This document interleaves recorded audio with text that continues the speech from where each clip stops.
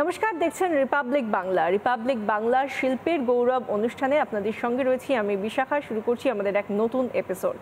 নতুন ভারত দিচ্ছে ডাক, দেশ হোক শিল্প উদ্যোগের, তরুণরা ব্যবসায় দিশা পাক। আর এখানে আমাদের সঙ্গে যারা যারা রয়েছেন তাদের মধ্যে অন্যতম সাহা স্টিল গ্রুপের Chandrama Saha, CEO Saha steel group. লৌহ পুরুষের কথা আমরা অনেকেই পড়েছি, শুনেছি, জানিও। তবে আজ আপনাদের সামনে একজনকে এমনভাবে দেখাবো, আমরা তুলে আনবো তার নাম, যিনি ভীষণভাবে একজন সফল ইস্পাত মানবী। IIM আহমেদাবাদ থেকে পড়াশোনা করেছেন চন্দ্রমা। সাধারণভাবে কয়েক কোটি টাকা প্যাকেজের চাকরির সুযোগ ছিল চন্দ্রমার কাছে। সে সব থেকে সরে এসে মেধা ও পরিশ্রম দিয়ে গড়ে তুলেছেন সাহা স্টিল গ্রুপ। ভারত ছাড়াও ভুটান, বাংলাদেশেও ব্যবসা করছে সাহা স্টিল গ্রুপ, তৈরি করছে প্রচুর কর্মসংস্থান। চন্দ্রমা ও সাহা স্টিলের এই কাজকে কুর্নিশ জানায় রিপাবলিক বাংলা শিল্পের গৌরব। JIS গ্রুপের বিদ্যুৎ মজুমদার আমাদের সঙ্গে রয়েছেন, যিনি ডেপুটি ডিরেক্টর JIS গ্রুপ। কথায় বলে শিক্ষাদান মহৎ দান। বছরের পর বছর এই মহান কাজ সাফল্যের সঙ্গে করে আসছে JIS গ্রুপ। 39টি শিক্ষা প্রতিষ্ঠানে 45,000-এরও বেশি ছাত্রছাত্রীর লেখাপড়া ও ক্যারিয়ার তৈরির সুযোগ করে দিয়েছে JIS গ্রুপ।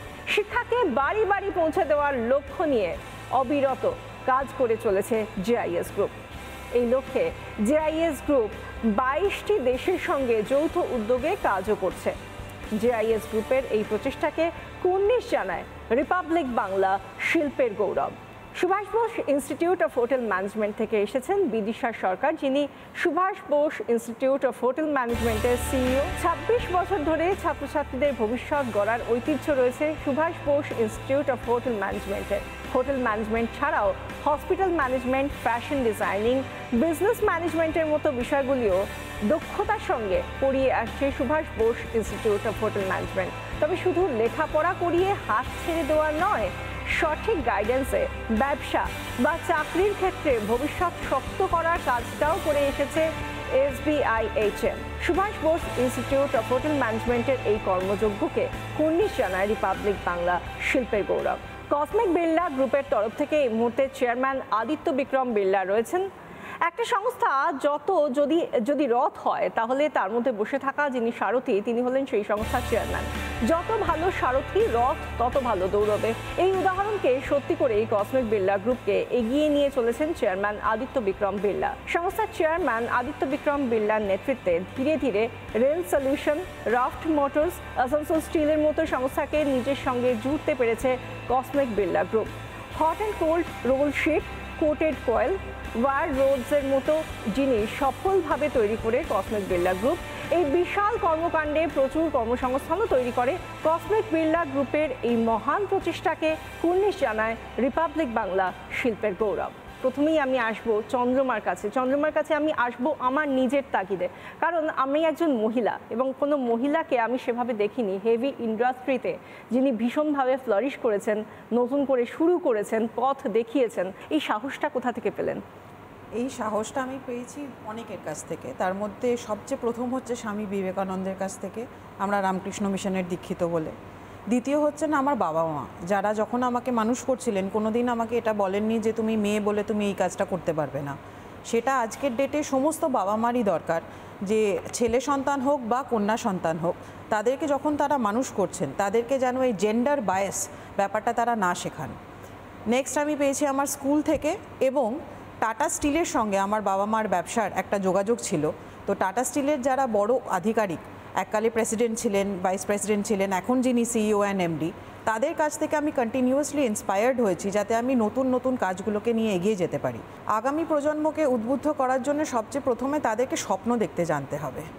তারা যে স্বপ্নটা দেখবে সেইটাকে রিয়েলিস্টিক করার জন্য আমাদের ইনোভেশন, ইন্ডাস্ট্রি এবং গভর্নমেন্ট, এদের তিনজনের তরফ থেকে কি কোল্যাবোরেশন, কি সাপোর্ট তারা পেতে পারে, সেইটাকে তাদেরকে স্টাডি করে দেখতে হবে, দেখে সেই পথে এগোতে হবে। কিন্তু আমরা সবাই জানি যে বিজনেস করতে গেলে আমাদের মূলধন প্রয়োজন। আমরা যখনই বাড়িতে বলি যে আমি চাকরি করতে চাইছি না, আমি একটা কিছু তো নিজে করতে চাইছি, নিজের পায়ে দাঁড়াতে চাইছি, মূলধনটাই তো সমস্যা হয়ে দাঁড়ায়। যারা নিম্নবিত্ত, যারা মধ্যবিত্ত, যারা উচ্চ মধ্যবিত্ত, তাদের কাছে এই যে টাকার আমি কি দিয়ে শুরু করব এই ইনভেস্টমেন্টটা, সেটা একটা মস্ত বড় প্রশ্ন থাকে। বাড়ির লোকজনও কিন্তু খুব একটা সায় দেয় না ব্যবসার জন্য এগিয়ে যাওয়ার জন্য, সেই রিস্ক ফ্যাক্টরের জন্য। আমি বুঝতে পারছি এটা হয়, কিন্তু আজকের ডেটে যদি আপনি তাকিয়ে দেখেন তাহলে সেন্ট্রাল গভর্নমেন্ট প্লাস আমাদের স্টেট গভর্নমেন্ট এদের যে বিভিন্ন ধরনের স্কিম আছে, মেক ইন ইন্ডিয়া একটা স্কিম আছে, একটা স্টার্ট আপ সিড ফান্ড আছে, বহু এঞ্জেল ইনভেস্টার্স আছে, তাদের নেটওয়ার্কস আছে, এই সমস্ত যে প্ল্যাটফর্মসগুলো অ্যাভেলেবেল আছে সেই প্ল্যাটফর্মগুলো অবধি তাদেরকে পৌঁছতে হবে। তাদেরকে নিজেদেরকে পুল আপ করে নিজেদের যে বিজনেস আইডিয়া সেটাকে প্রেজেন্ট করতে হবে, প্রেজেন্ট করে পিচ করতে হবে। They have to convince others যে তাদের আইডিয়াটা স্ট্রং এনাফ যাতে এই সমস্ত ফান্ড থেকে তারা টাকা পেতে পারে এবং সেই অর্থটাকে ইউজ করে তারা নিজেদের বিজনেসটাকে এস্টাবলিশ করতে পারে। আমরা পাশাপাশি একজন শিক্ষকের কাছে যাব, কারণ শিক্ষকরাই তো দেশ গড়েন, শিক্ষকরাই তো আগামী প্রজন্মকে গড়ে তোলেন। জেআইএস গ্রুপের তরফ থেকে বিদ্যুৎ মজুমদার আমাদের সঙ্গে রয়েছেন। আমি বিদ্যুৎ বাবুর কাছে জানতে চাইবো যে একজনের সফল প্রয়াস কিভাবে তিনি সফল হয়েছেন সেই ছবিটা আমরা দেখতে পাচ্ছি, কিন্তু এই যে সাফল্যের পথে এগিয়ে নিয়ে যাওয়া, একটা জায়গায় গিয়ে ভাবনা থেমে থাকলে হবে না, কোথাও গিয়ে ভাবনার ডানা মেলে তাকে উঠতে দিতে হবে, সেটাই কি আপনারা শেখান?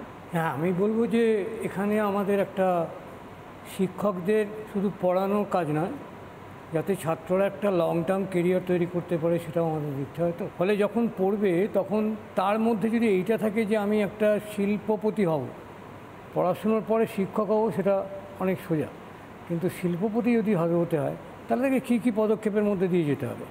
এক নম্বর তাকে জানতে হবে যেটা যে স্টার্ট আপ ব্যাপারটা কী, কোত্থেকে আমি শুরু করব।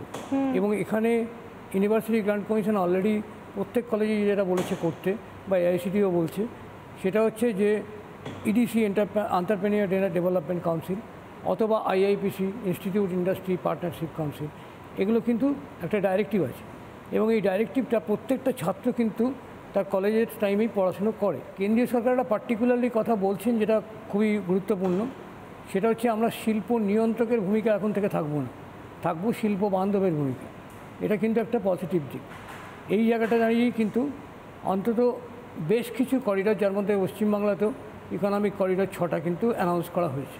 সুতরাং এই করিডরগুলো দিয়ে দেখা যাচ্ছে বা চেষ্টা করা হচ্ছে যে যাতে বেশি সংখ্যক মানুষ শিল্পে বিনিয়োগ করতে উৎসাহিত হয়। কারণ আলটিমেটলি কিন্তু শিল্পে বিনিয়োগ করতে উৎসাহিত না হলে ও তো শিল্প করতেই পারবে না। যেটা আপনি একটু আগে প্রশ্নটা করলেন যে পুঁজি না থাকলে আমি এগোবো কী করে, তাহলে পুঁজি থাকতে হলে আমি কিভাবে পুঁজি পাবো সেটাও একটা ফ্যাক্টর, যে ব্যাংকিং সেক্টর থেকে কীভাবে পাবো, কিংবা এমএসএমই থেকে আমি কিভাবে পাবো, কারণ এমএসএমই এখন অনেকগুলো সুযোগ করে দিচ্ছে। এমএসএমই থেকে কিভাবে পাবো, যেমন এখান থেকে অনেকগুলো স্কিম হয়েছে, সেই স্কিমের অন্যতম স্কিম হচ্ছে, ধরুন একটা স্কিম হচ্ছে স্ফূর্তি, একটা স্কিম হচ্ছে জেড, একটা স্কিম হচ্ছে পিএম রোজগার যোজনা, এরকম নানা ধরনের স্কিম হয়েছে। যে অ্যাসপায়ার, এই যে স্কিমগুলো, এগুলো কিন্তু নামগুলো যেমন ভালো সেরকম কিন্তু তাগুলোকে জানতে হবে। জানলে তখন দেখা যাবে যে এই কাজগুলো করতে গেলে আমার কী পেপার ওয়ার্ক থাকবে, কার কাছে যাব, কোথায় অ্যাপ্রোচ করব, কিভাবে ফর্মটা ফিল আপ করবো, এর জন্য একটা ট্রেনিং দরকার। ওই ট্রেনিংটা কিন্তু আমি এই এডুকেশন লেভেলে আমরা দিই। খুব গুরুত্বপূর্ণ একটা পয়েন্ট বললেন, অনেক কিছু তো রয়েছে। আমি বিদিশাদির কাছে আসবো। Subhas Bose institute of hotel ম্যানেজমেন্টের বিদিশা সরকার রয়েছেন, যেটা বিদ্যুৎবাবু বললেন যে অনেকগুলো প্রকল্প রয়েছে, অনেকগুলো বিষয় রয়েছে, সেগুলোকে জানানো এবং জানতে পারা, এর মাঝখানের ব্যারিয়ারটাকে ঘুচিয়ে দেওয়াই কি যে ম্যানেজমেন্ট স্কুলগুলো বা কলেজগুলো তাদের অন্যতম কাজ? একটা জিনিস কি বলুন তো, আমরা এতক্ষণ পর্যন্ত সে আপনি মিস্টার সাহাকেই বলুন বা মিস্টার বিড়লাকেই বলুন, আমরা কিন্তু একটা তৈরি প্রোডাক্ট দেখছি, তাই তো? মানে ওনারা যুদ্ধ করে একটা জায়গায় পৌঁছেছেন, ঠিক, কিন্তু ওনারা যখন ছোট ছিলেন তখন থেকে কিন্তু ওনাদের মনে কেউ না কেউ কোথাও না কোথাও বলেছে যে তোমাকে এন্টারপ্রেনার হলে তুমি আরও 10 থেকে 100 জন লোককে চাকরি দিতে পারবে। আমরা যদি নিজেরা না ভাবি যে আমি কি হব, তারপরে আমি সাহায্যের হাত বাড়ানোর জায়গাটা আমি শিখে নেব নিজেই। যেমন ধরো আজকে যদি মিস সাহা যদি ভাবেন যে আমি এক্সপ্যান্ড করব আমার বিজনেস, তখনই কিন্তু উনি চিন্তা ভাবনা করবেন কোথা থেকে আমি রিসোর্সটা নিয়ে আসবো, whatever would be the resources. তো তখন কি হবে, আমি ভাববো আমার পরের স্টেপসগুলো। কিন্তু প্রথম যেটা, সেটা আমাদের ছোট থেকেই মনের মধ্যে তৈরি করে দিতে হবে যে না, 10টা 5টা টিফিন বক্স হাতে করে নিয়ে গিয়ে চাকরি নয়, আমরা বড় হব, নিজেরা অন্যদের রোজগারের সংস্থান তৈরি করব। তারপরে তো আসছে ম্যানেজমেন্ট স্টাডিজ। ম্যানেজমেন্ট স্টাডিজ আসছে একটা জীবনের 18 বছর কেটে যাওয়ার পরে। ঠিক। এই যে 16 বছর বা 15 বছরে স্কুল লেভেল কমপ্লিট হচ্ছে, সেই সময় থেকে সে যদি ক্লাস 5 বা 6 থেকে চিন্তাভাবনাটা নিয়ে আসে যে আমি বড় হয়ে কি হতে পারি, কোন কোন জায়গাতে আমার ইন্টারেস্ট, ফিল্ড অফ ইন্টারেস্ট কী কী আছে। একটা বাচ্চা যখন বলে বাবা আমি বড় হয়ে মার্সিডিজ কিনবো, কিংবা বাবা ওই দেখো অডি গাড়িটা আমার বেশ ভালো লাগছে, বাবা তখন বলেন যে আচ্ছা ঠিক আছে আপাতত তো টোটোতে চলো।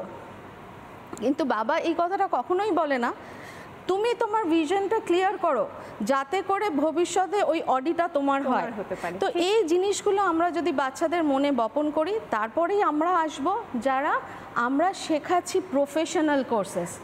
এই এন্টারপ্রেনিয়ার যে পড়াশোনার যে জায়গাটা, ব্যবসা কিভাবে করবে, তার পাথ ফাইন্ডিং কিভাবে করবে, তার ওয়ে অফ থিঙ্কিং কি হবে, সেগুলো তো আছি আমরা শেখাবো বলে, কিন্তু বেসিকটা তো শেখাতে হবে।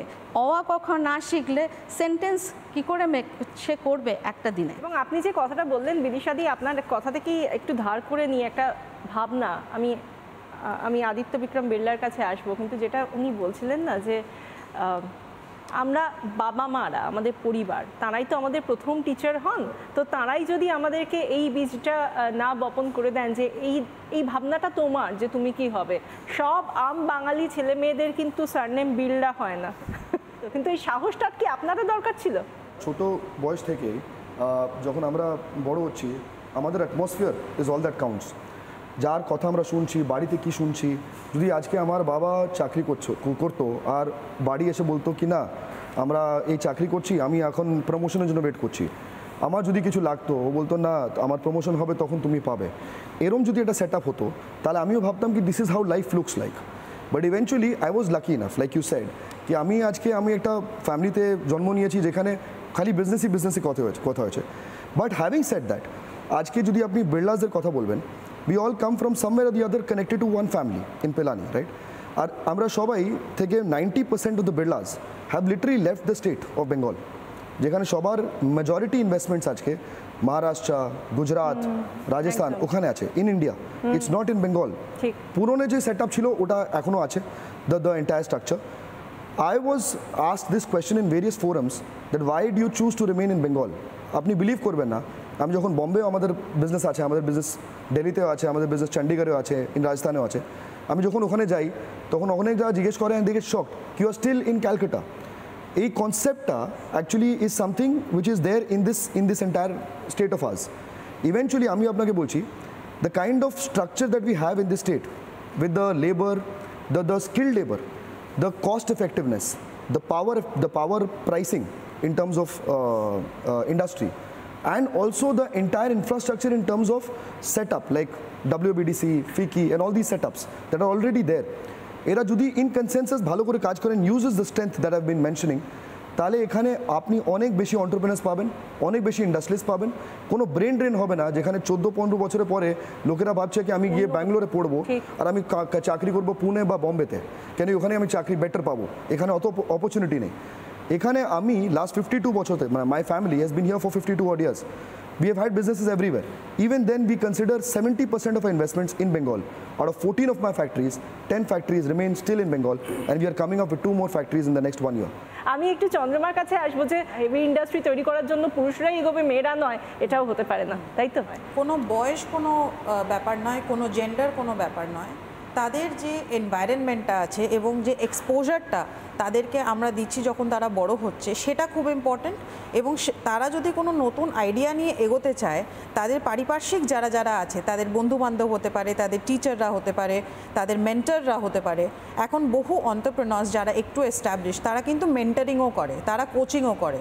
তো তাদেরকে অ্যাপ্রোচ তো করতে হবে, সেই অ্যাপ্রোচ করার জায়গাতে যেন কেউ তাদেরকে বাধা না দেয়। এবং এই কথা বলার বিষয়টাতেই আমি আরেকবার বিদ্যুৎবাবুর কাছে আসবো। আপনি অনেকগুলো দিশার কথা বলছিলেন যে অনেক প্রোগ্রামস রয়েছে, সেগুলো জানা এবং জানানো, এই মাঝখানে ব্রিজটা তাহলে কে করবে? তো উদ্যোগপতি এমন অনেক উদাহরণ আছে যাদের হাতে 1 টাকাও ছিল না, যারা কিন্তু খেটে উঠেছে। কিন্তু আমার মেন টার্গেটটা হচ্ছে গিয়ে উদ্যোগপতি হওয়া মানে আমাকে একটা কিছু ইনোভেট করতে হবে, যে ইনোভেশনটা নিয়ে মানুষ নাড়াচাড়া করবে। ইনোভেট করার পরেই আমার প্রোডাক্টের সার্ভিসটা কোথায় যাচ্ছে, পাবলিক আমার ক্লায়েন্ট কি স্যাটিসফাইড হচ্ছে, এবং এই ক্লায়েন্ট স্যাটিসফ্যাকশনের জায়গাটা ধরেই কিন্তু চলে আসে যে আমি এর পরে কী করব। তো আলটিমেটলি আপনি জানেন যদি যে আমি আমার এই ক্লায়েন্টের জন্য করছি এবং আমার এই পুঁজিটাকে বাড়িয়ে নিয়ে যাব, তাহলে কালকে আপনি মার্চুকের হয়ে যেতে পারেন। আমি বিদিশাদির কাছে একবার আসবো। এই যে আমরা অঙ্কের হিসেব হোক, এই অঙ্কের হিসেবটা যখন সামনে আসে না, তখন কিন্তু একটা বিষয় আসে যে আমি তো এতগুলো টাকা কোনোভাবে জোগাড় করলাম, কিন্তু কোথাও গিয়ে ওই যে বলছিলেন যে কোথাও গিয়ে হয়তো ধাক্কা খাবো, ওই ধাক্কা খাওয়ার পর ক্ষতিপূরণটা করার মতো জায়গা আমার থাকবে। আমি ধরো একটা স্বপ্ন দেখলাম, সেই স্বপ্নটার ওপর আমার ভরসা আছে কিনা সেটা যদি আমি পাই ভরসাটা খুঁজে, তবেই কিন্তু অন্য লোককে আমি বিশ্বাস জাগাতে পারবো, ভরসা দেওয়াতে পারবো। আমি যদি ঠিকঠাক স্বপ্ন দেখি, তাহলে আমি যখন ধাক্কা খাবো তখন আমি জানি যে আমি ঠিক রাস্তায় যাচ্ছি, যে ধাক্কাটা এসছে সেটা সাময়িক, পাশ কাটিয়ে আমি ঠিক চলে যেতে পারবো। এই ভরসাটা ভীষণভাবে দরকার।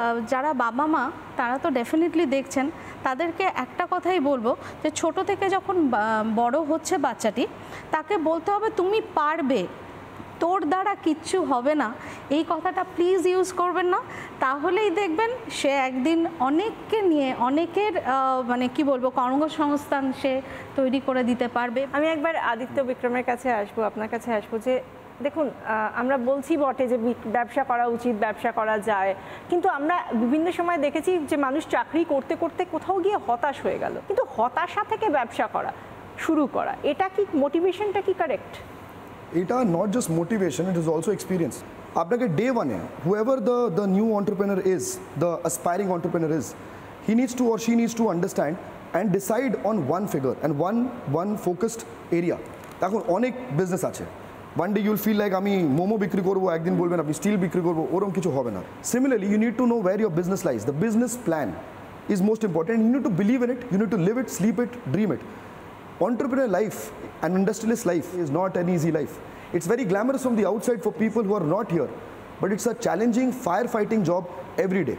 Are you willing to not sleep, give up on your friends and do this for the rest of your life to be focused? Because that's the objective that you have, and the objective cannot be a number. যে কোনো বিজনেসকে successful হতে গেলে তাদেরকে সবচেয়ে প্রথমে একটা প্রবলেমকে solve করতে হবে। প্রত্যেকটা বিজনেস আইডিয়াকে আজকে কি প্রবলেম তারা সলভ করবে, সেটা এর পরে কি ধরনের গিয়ে দাঁড়াবে, সেই প্রবলেমটার পসিবল সলিউশন কি হতে হবে, লং টার্ম ভিশনটা নিয়ে করতে হবে। মানে ফার্স্ট টার্গেট থাকবে যে গিভেন সিচুয়েশনে গিভেন প্রবলেমটাকে আমি কি করে সর্ট আউট করব, এবং এটা পরবর্তীকালে লং টার্মে কী হতে পারে যেটা উনি বললেন।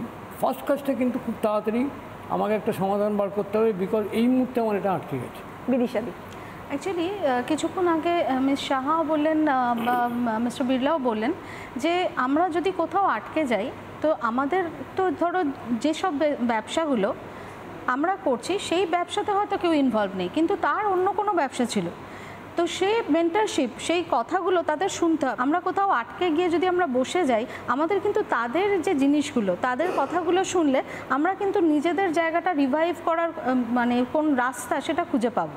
তো দূরদর্শিতা ডেফিনেটলি থাকবে, কিন্তু যাদের থাকবে না তখন কিন্তু এনাদের যেসব থট যারা ওনারা সোশ্যাল মিডিয়াতে রেখেছে সেখান থেকে আমরা শুনে নিতেই পারি। আজকে রিপাবলিক বাংলার শিল্পের গৌরব এই অনুষ্ঠান শেষে একটা বিষয় ভীষণ ভালো মতো বলা যায় যে উদ্যোগপতি তিনি, যিনি আশার রূপলি রেখাটা তিনি দেখতে পান, এবং আশার রূপলি রেখাটার পরে যে আঁধারটা আছে সেটাকেও দেখতে পান, এবং মনে সাহস রাখেন যে এই আঁধারটাকে কাটিয়ে উঠে আগামী যে সোপান, যে সিঁড়ি, সেখানে আমাকে পৌঁছতে হবে। প্রত্যেক উদ্যোগপতি যারা হতে চাইছেন বা যারা ইতিমধ্যেই উদ্যোগপতি, তাদের প্রত্যেককে আমাদের তরফ থেকে অনেক অনেক অভিনন্দন, অনেক অনেক শুভেচ্ছা। দেখতে থাকুন রিপাবলিক বাংলা।